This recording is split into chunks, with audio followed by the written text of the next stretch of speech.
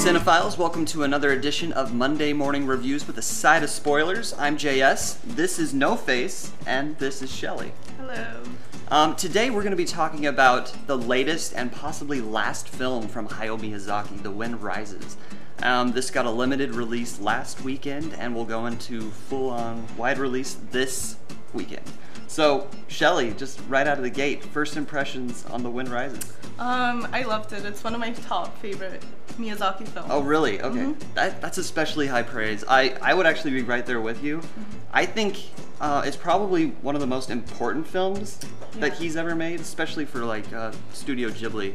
I actually rewatched Grave of the Fireflies last night. Oh, really? And this film and that film I feel are just so important because of their place in Japanese history and how they deal with basically what the country went through during World War II. Yeah, and I love that he's not so like in your face about the Japanese history, but he like shows it in subtle ways. Yeah. Like for example, I loved how he showed like the earthquake. Instead of just showing the tremors of the city falling apart, he showed like red lines going through darkness and then showing the city shaking and falling apart. Yeah, and the visual style from a Ghibli film is really demonstrated. Like that's the Great Kanto earthquake of 1923, I believe. And yeah, it's just, the way it's visualized is so gorgeous.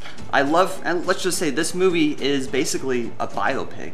It's about Jiro Hirokoshi, who was actually the inventor of the Zero Japanese fighter that was eventually used in Pearl Harbor. And just, you know, it had a lot of uses during the war for the Japanese side. And it's about this man, ever since he was little, wanted to fly planes, but he was nearsighted.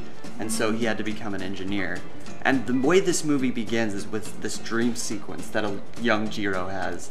And that's one of my favorite parts. Yeah, I love that. It's gorgeous because like he just climbs up onto his roof and gets onto his plane, which is more of like a bird than a plane. In true Ghibli fashion, this thing is like anthropomorphized and it's alive and it takes off into the sky and he just is sailing over the countryside of Japan and it's absolutely a gorgeous sequence. There's this one scene that I really liked, which was when he buys sponge cake from a side store and he offers it to the children, but they're so scared to take it because of all the horrors that the Japanese war came with. And I love that, how subtle that was and how beautiful that moment was, kind of. Yeah, and while this is mostly true, it gets into the fantasy territory by all of these visions and dreams that Jiro has. Yeah. And there's an ongoing sequence where he's with this famous Italian engineer, and they're just like standing on the wings of planes, just talking about the title, The Wind Rising, and what that means to someone's creativity, and can you actually be an artist when a war is going on? Yeah, and it's crazy because throughout the film, like all these bad things start happening. The war, she's sick, but throughout it all, like the quote in the beginning really plays part.